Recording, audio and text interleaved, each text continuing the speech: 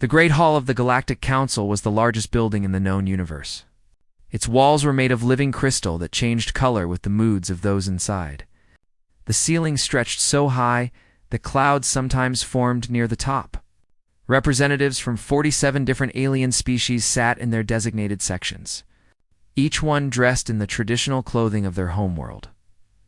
Ambassador. Linda Morrison walked slowly toward the human delegation's podium. Her gray uniform was simple compared to the flowing robes and glittering jewelry worn by the alien diplomats around her. She was 62 years old, and she had spent the last 30 years of her life in this chamber, fighting for her species. Behind her sat Admiral Kevin Price, a tall man with silver hair and tired eyes. Next to him was Dr. Patricia Wong, the head of Human Scientific Development. There were 30 humans in total, and they had traveled for 6 months across the galaxy to attend this session. The hall fell silent as High Arbiter Zethkal rose from his throne. He was a Velthari, a serpentine creature with scales that shimmered like oil on water. His species had ruled the council for 8,000 years, and he spoke with the confidence of someone who had never been challenged. The council has reviewed humanity's petition to colonize the Andromeda Reach, Zethkal announced. His voice echoed through the massive chamber. After careful consideration, your request is denied. Linda felt her hands tighten into fists at her sides. She forced herself to remain calm. This was not the first time humanity had been rejected, and she had prepared herself for this moment. The Andromeda Reach has been designated as a preserve for Velthari spawning grounds, Zethkal continued. The area must remain untouched. Admiral Kevin Price leaned forward and whispered to Linda. Velthari haven't used those spawning grounds in 6,000 years. The region is completely empty. Linda nodded. She knew this already. Everyone in the chamber knew it. But the truth had never mattered in this hall. Furthermore, Zethkal said, the Council has voted to extend the technological embargo on human faster-than-light communication research. Your species has not yet demonstrated the maturity required for such advanced technology. A murmur ran through the human delegation. Dr. Patricia Huang closed her eyes and took a deep breath. She had spent her entire career working on communication technology, only to watch her research get banned again and again. Linda looked around the chamber at the alien faces watching her. The Dreth, insectoid creatures with sharp mandibles, clicked their approval of the Council's decision. The Korith, massive beings made of living stone, showed no emotion at all. The luminary creatures of pure light flickered with what might have been amusement. For 300 years, humanity had been a member of this council. They had joined with hope and excitement, believing they would finally take their place among the stars. Instead, they had been treated like children. Every request was denied. Every achievement was dismissed. Every attempt to grow was blocked by ancient rules that seemed designed specifically to keep humans weak. Linda remembered her first day as an ambassador, 50 years ago. She had been so young then, so full of hope. She had truly believed that if humans just worked hard enough, proved themselves worthy enough, the galaxy would accept them. That hope had died a long time ago. High Arbiter, Linda said, her voice steady and clear. I have a statement to make on behalf of the human delegation. Zethkal waved one of his clawed hands dismissively. You may speak, Ambassador Morrison. Though I remind you that the Council's decisions are final. Linda turned to face the assembled representatives. Thousands of alien eyes watched her from every direction. She felt the weight of 300 years of humiliation pressing down on her shoulders. When humanity first reached the stars, she began, we dreamed of finding friends among the cosmos. We imagined civilizations that would welcome us, teach us, help us grow. When we discovered the Galactic Council, we thought our dreams had come true. She paused, letting her words hang in the air. We were wrong. The chamber grew very quiet. Even the Dreth stopped their clicking. For 3 centuries, humanity has accepted every restriction you placed upon us. We limited our population growth because you told us to. We abandoned entire sectors of space because you claimed them for yourselves. We stopped our scientific research because you said it was too dangerous. We did everything you asked, and in return, we received nothing but contempt. Scales darkened with anger. Ambassador Morrison, you forget yourself. Humanity was given the honor of joining this council. You should be grateful for our guidance. Grateful? Linda laughed, and the sound was harsh and bitter. Grateful for being told we are too primitive to deserve respect. Grateful for watching our children grow up, believing they are somehow less worthy than other species. Grateful for being treated as servants in a galaxy we have every right to explore. She shook her head slowly. No, High Arbiter. We are not grateful. We are tired. Admiral Kevin Price stood up from his seat. Dr. Patricia Wong did the same. One by one, every member of the human delegation rose to their feet. Humanity formally withdraws its membership from the Galactic Council, Linda declared. This decision is immediate and permanent. We will recall our ambassadors, close our trade routes, and ask all alien observers to leave our space. From this moment forward, humanity walks its own path. The chamber erupted into chaos. Alien representatives shouted in dozens of different languages. Zethkol's scales turned bright red with fury. Security drones flew in confused circles, unsure of how to respond to a situation that had never happened before. Linda turned her back on the council and walked toward the exit. Her delegation followed in perfect silence. Behind them, the shouting continued. But none of them looked back. As they boarded their ship, Admiral Kevin Price put his hand on Linda's shoulder. Are you sure about this? He asked quietly. There's no going back after today. Linda looked out the window at the council building, its crystal walls now flashing with angry red light. She thought about all the years she had spent in that chamber, begging for scraps of recognition from beings who saw humanity as nothing more than clever animals. I've never been more sure of anything in my life, she said. The ship's engines roared to life, and humanity began its journey home. Behind them, the Galactic Council was already discussing how to respond to this unprecedented insult.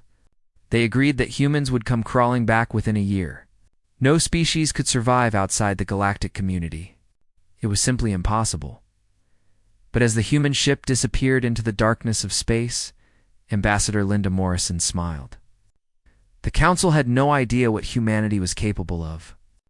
They were about to find out. The old epoch was ending. A new one was about to begin.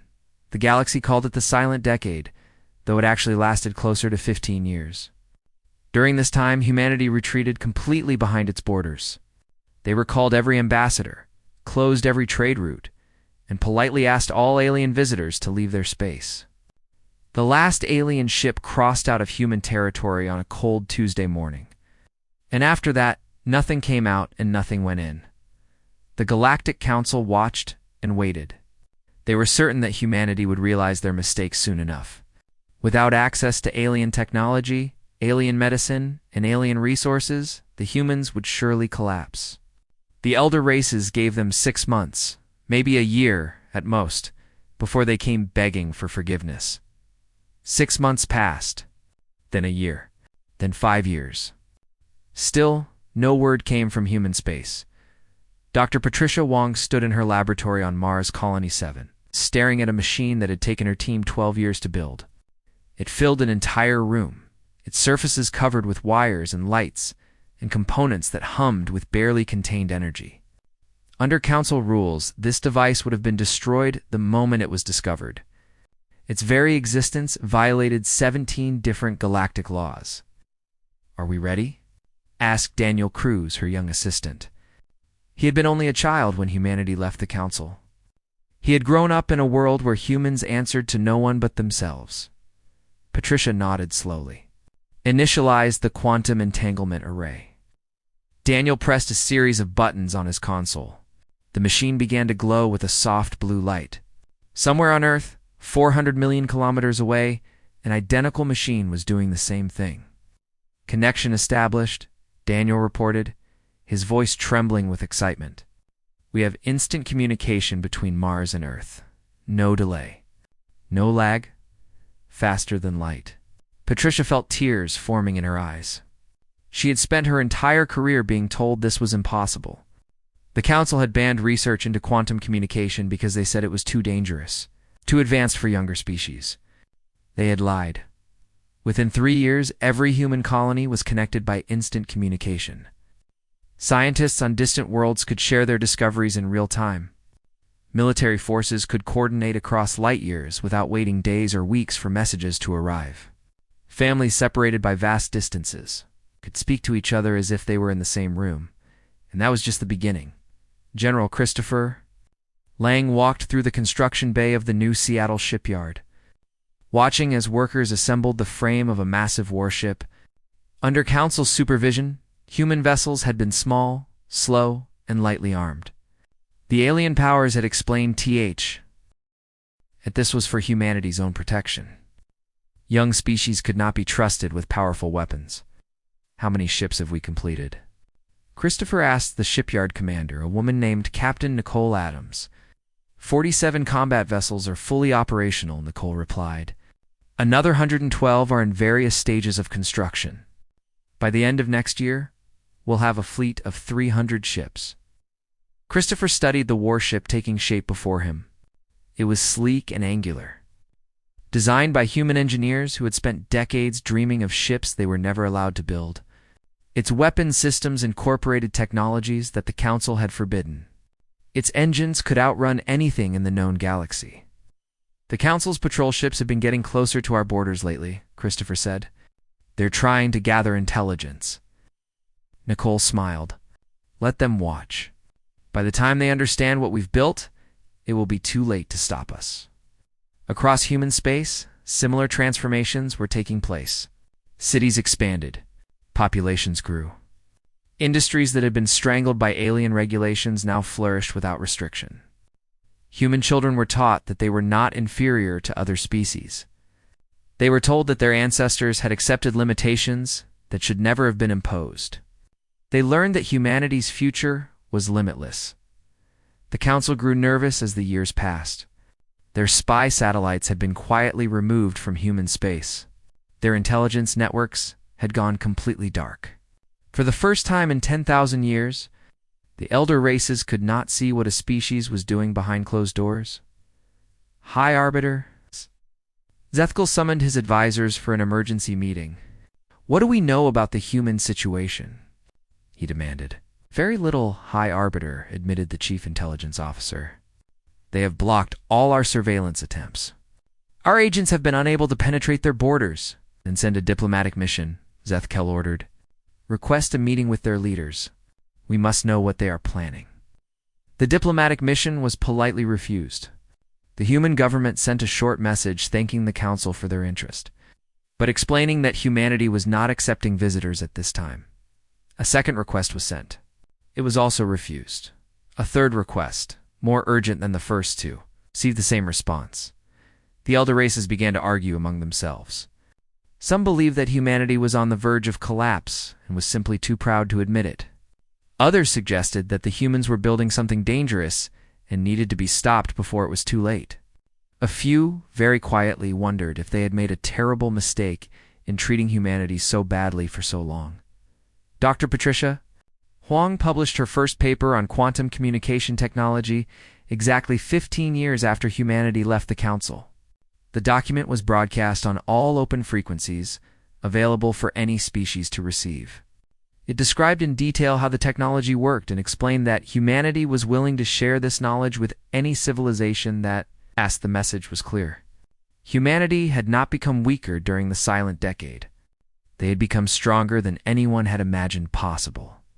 Ambassador Linda Morrison, now serving as humanity's foreign secretary, received the first official communication from the Galactic Council in 15 years. High Arbiter Zethkal himself had composed the message. Requesting a meeting to discuss the mutual benefits of renewed cooperation, Linda read the message carefully. She remembered standing in the council chamber all those years ago, watching alien faces look down at her with contempt. She remembered the years of rejection, the decades of humiliation, the centuries of being told that humans would never be good enough. "Send a reply," she told her assistant. "Thank the High Arbiter for his interest. Inform him that humanity is not accepting visitors at this time." Outside her window, Ships moved through the orbital lanes above Earth. Hundreds of vessels. Human vessels, built by human hands using human technology. The silent decade had ended. But humanity's silence had only been a preparation. The galaxy was about to hear them speak. The Dreth. Hegemony had conquered 17 species before joining the Galactic Council. They were insects standing nearly 3 meters tall, with razor-sharp mandibles and exoskeletons that could stop most weapons fire. Their reputation for violence was known throughout the galaxy. Other species feared them, and the Dreth liked it that way. Commander Vexenar stood on the bridge of his flagship, watching 50 warships take formation around him. Each vessel was a masterpiece of Dreth engineering, designed for one purpose only: destruction. The fleet had been assembled in secret, far from the eyes of the Council, because what they were about to do was technically against galactic law. But Commander Vexenar did not care about galactic law. He cared about glory, and the humans represented an opportunity too good to pass up. The humans have isolated themselves for too long, Vexenar had told his officers. They have no allies, no protection, no support from the Council. They are weak and alone, and we will teach them what happens to weak species in this galaxy. The target was New Portland, a small human colony on the edge of their territory. It had a population of 40,000 people and was defended by only a single orbital station and 3 patrol ships. To the Dreth, it looked like easy prey. Captain Nicole Adams was on duty when the proximity alarms began screaming. She ran to her command console and felt her heart freeze when she saw the sensor readings. 50 contacts dropping out of hyperspace, reported her tactical officer, a young man named Daniel Cruz. Configuration matches Dreth warships. They're charging weapons. Nicole had 47 people under her command. 3 patrol ships that the Council would have laughed at, against 50 Dreth warships, each one carrying enough firepower to level a small moon. Sound battle stations, she ordered, her voice calm despite the fear churning in her stomach. Bring all defensive systems online. The Dreth fleet arranged itself in attack formation. Commander Vexenar allowed himself a moment of satisfaction. The human station was not even trying to flee. They were either very brave or very stupid. Open fire, he commanded. 50 warships unleashed their weapons simultaneously. Plasma bolts, kinetic rounds, and energy beams streaked toward the tiny human station. It should have been vaporized in seconds. Instead, something impossible happened. A shimmer of light appeared around the station, spreading outward like ripples in a pond. The Dreth weapons struck this barrier and simply stopped. They did not explode. They did not deflect. They simply ceased to exist, as if they had never been fired at all. What is happening? Vexenar demanded, his mandibles clicking with confusion. Before anyone could answer, the 3 human patrol ships moved. They accelerated at speeds that should have torn them apart, closing the distance to the Dreth fleet in seconds. As they flew, they began firing weapons that the Dreth had never seen before. The first shot struck Vexenar's flagship amidships. A beam of white light passed through the shields as if they were not there. It carved through the hull like a hot knife through soft flesh, and suddenly the ship's main reactor was exposed to space. Impossible, Vexenar whispered. The battle lasted 12 minutes. When it was over, 49 Dreth warships had been reduced to floating debris.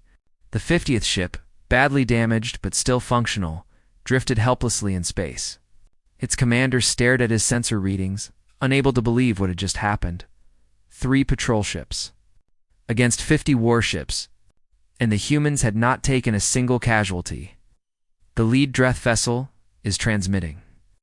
Daniel Cruz reported to Captain Nicole Adams, requesting terms of surrender. Nicole leaned back in her chair and let out a long breath. Her hands were shaking, but she forced herself to remain calm. Tell them to power down their weapons and await further instructions. In contact command. They need to know what happened here.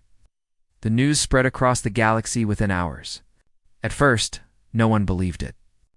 The Dreth hegemony accused the survivors of fabricating the entire story. High Arbiter Zeth Cole dismissed the reports as human propaganda, but then other incidents began to occur. Velthari's scouting party, that strayed too close to human space, was intercepted by vessels that seemed to appear from nowhere.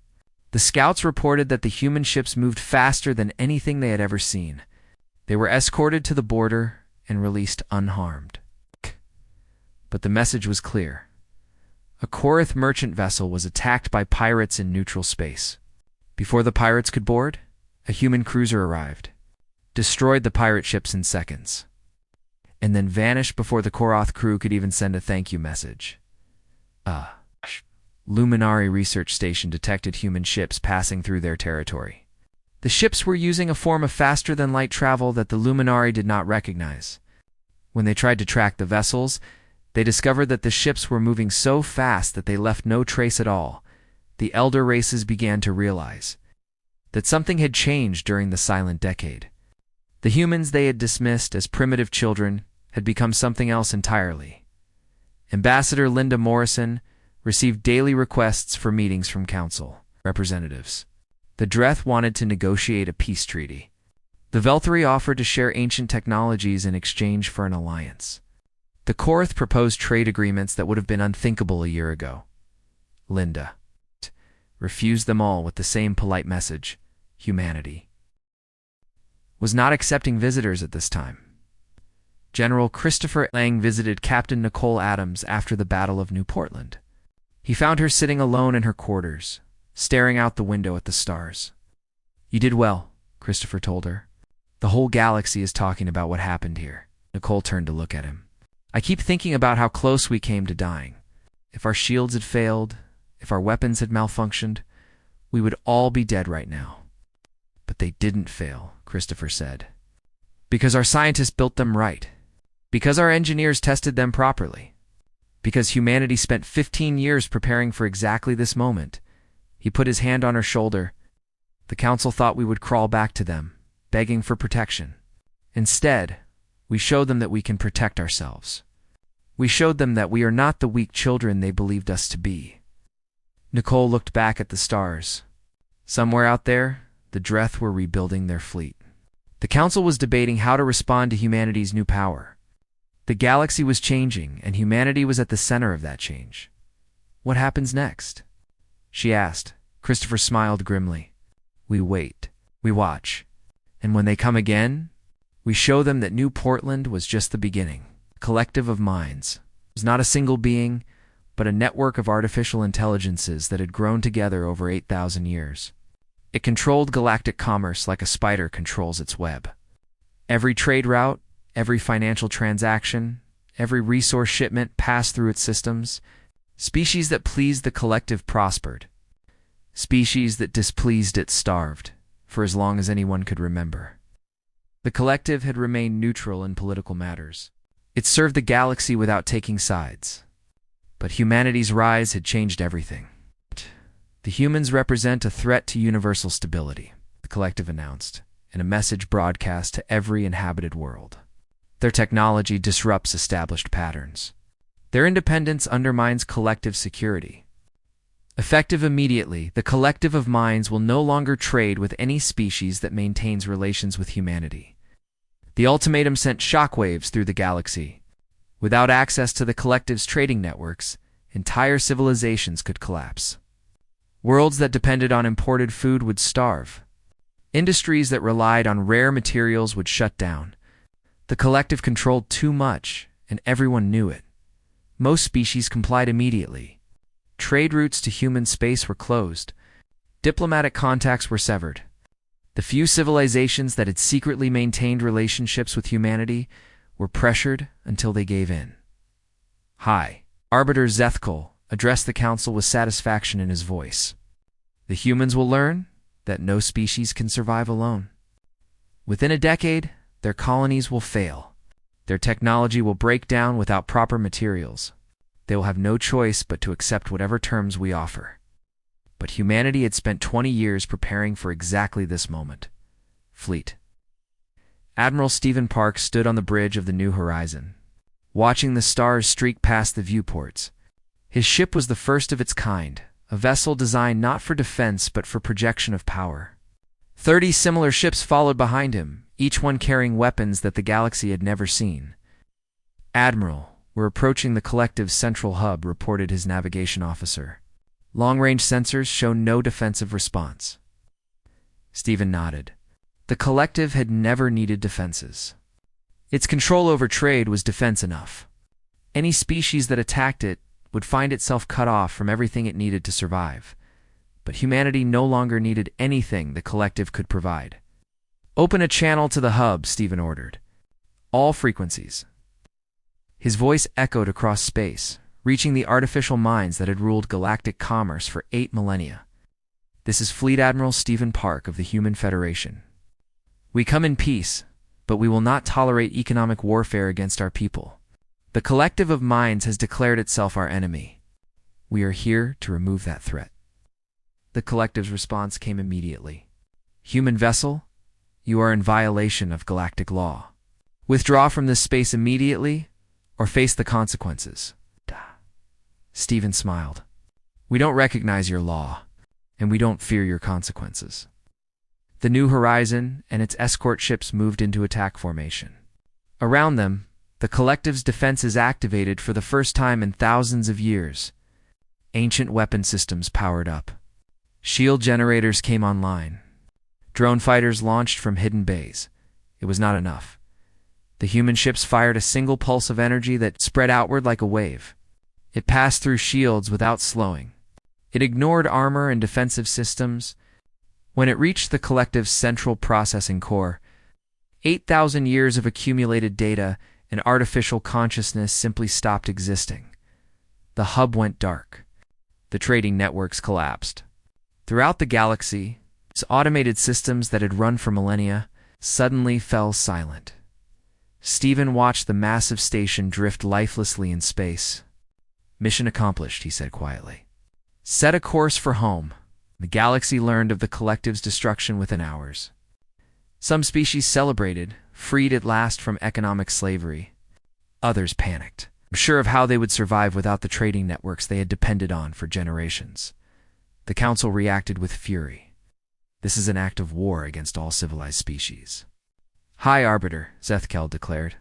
Humanity has proven themselves to be the barbarians we always knew they were. They must be stopped before they destroy everything we have built. And messages went out to every member species. The largest fleet in galactic history began to assemble. Ships that had fought on opposite sides of ancient wars now joined together for a common purpose: the destruction of humanity. Ambassador Linda Morrison received reports of the gathering fleet with calm acceptance. She had known this moment would come eventually. The Council would never accept a humanity that could not be controlled. How many ships?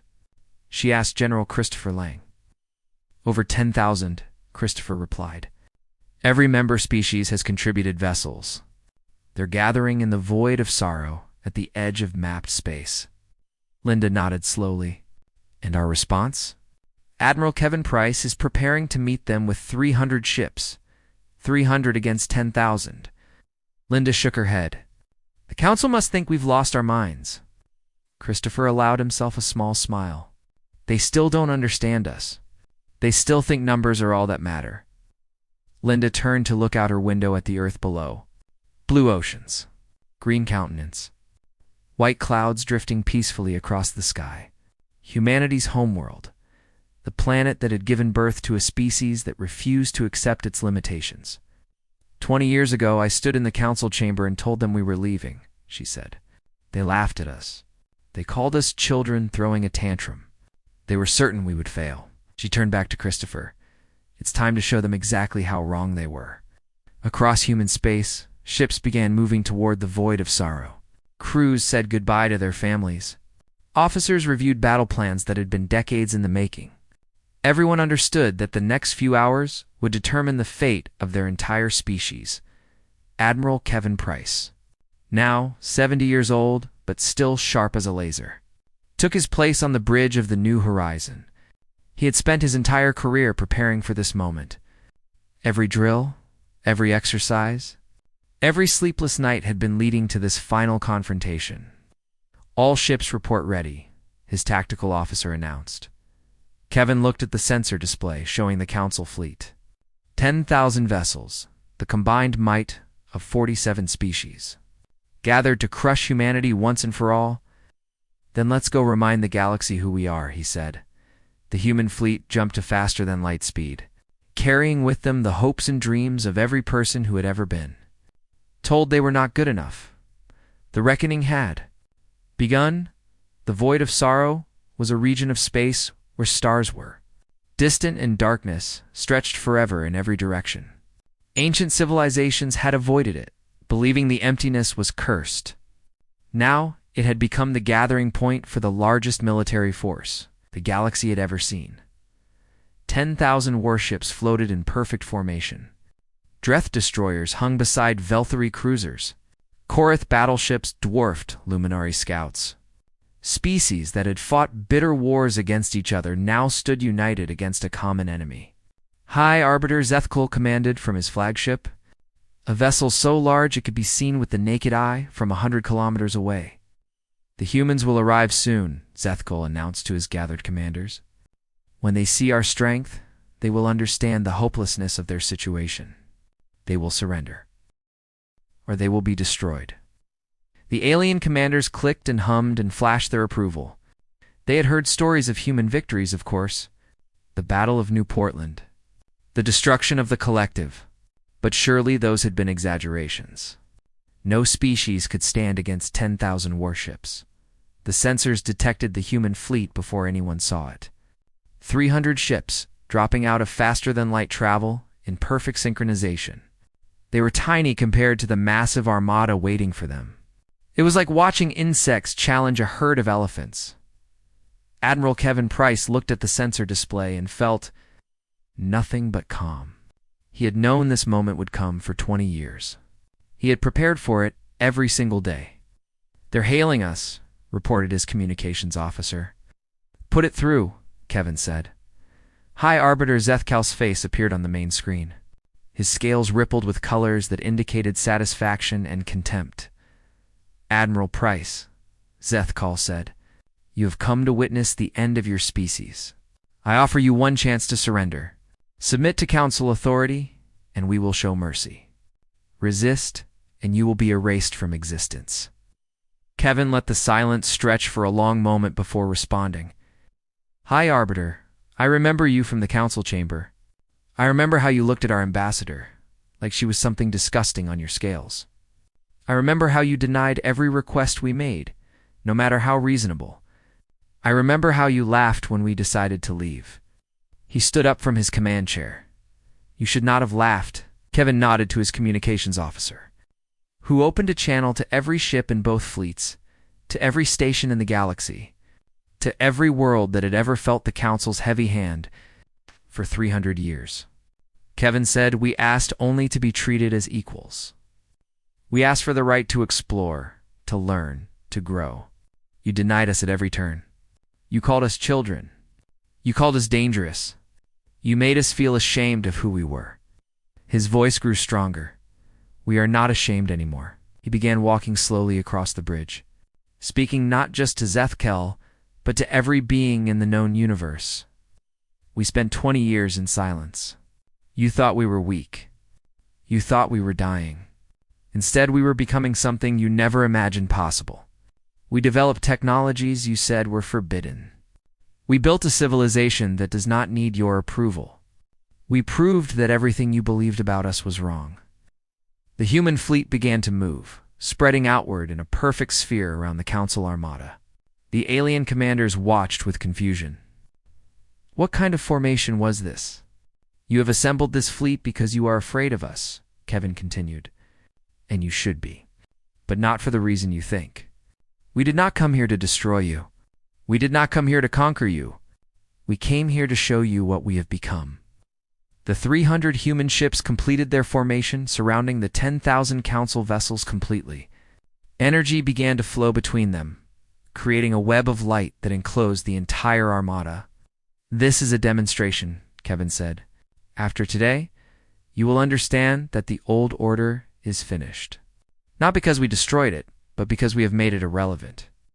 The web of energy pulsed once, twice, 3 times. Then it expanded inward, passing through every Council ship simultaneously, throughout the fleet. Systems began shutting down. Weapons went offline. Engines fell silent. Shields collapsed. Communications ceased. 10,000 warships representing the combined military power of galactic civilization became helpless in an instant. No explosions. No deaths. No destruction. Just silence. Zethkal stared at his darkened displays, unable to comprehend what had happened. His ship was powerless. His fleet was powerless. Humanity had defeated them without firing a single shot. "This is the technology we developed while you laughed at us," Kevin said quietly. "We can disable any ship, any station, any system in the galaxy. We could have used this power to rule you. We could have become worse than you ever were." He paused, and when he spoke again, his voice was gentle. "But that is not who we are. That is not who we have ever been." The human fleet maintained its position, lights blinking peacefully in the darkness.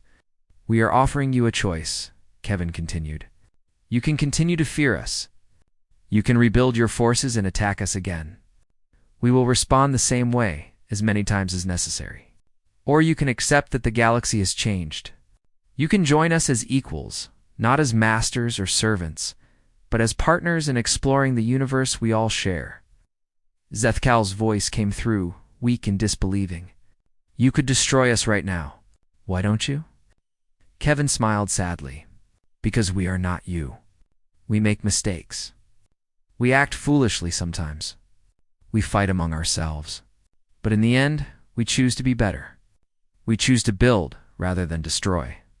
We choose hope over fear." He sat back down in his command chair. "Go home, High Arbiter. Tell your people what you witnessed here. Tell them that the age of domination is over. Tell them that humanity will be waiting when they are ready to meet us as equals." The energy web around the Council fleet dissolved. One by one, systems began coming back online. The human ships turned and began moving away, disappearing into the darkness as quickly as they had arrived. In the days that followed, the Galactic Council dissolved. Some species chose isolation, retreating to process what had happened. Others reached out to humanity immediately, seeking the partnership they had been offered. A few species, including the Dreth, swore revenge. But their threats sounded hollow now. Ambassador Linda Morrison stood in a new assembly hall, built on neutral ground. Representatives from dozens of species sat before her, some nervous, some hopeful, all curious about what came next. "We spent 300 years proving ourselves to those who refused to see our worth," Linda said. "Now we begin a new chapter. We will share our technology freely with any who ask. We will defend the weak against the strong. We will build a community where every species, young or old, is valued for what they contribute." She looked around at the assembled faces, alien and strange, yet somehow familiar in their hope and fear. "We are not your masters. We are not your enemies. We are your partners. And together, we will build something greater than any of us could achieve alone." Outside the hall, ships from a dozen species moved peacefully through orbital lanes. Human vessels flew alongside craft that had once been enemies. Children of different worlds played together in stations that welcomed all. Admiral Kevin Price retired to a small house on Earth. Overlooking the ocean where humanity had first learned to sail, he watched the sunrise every morning and thought about how far his species had come. From caves to cities, from cities to stars, from outcasts to pioneers, humanity had departed from the Galactic Council as rejects and returned as equals. They had taken everything used to diminish them and transformed it into strength. They had shown the galaxy that true power came not from weapons or wealth, but from the determination to become better than you were told you could be. The old epoch was finished. A new one had begun, and among the stars, humanity's light shone brighter than ever before.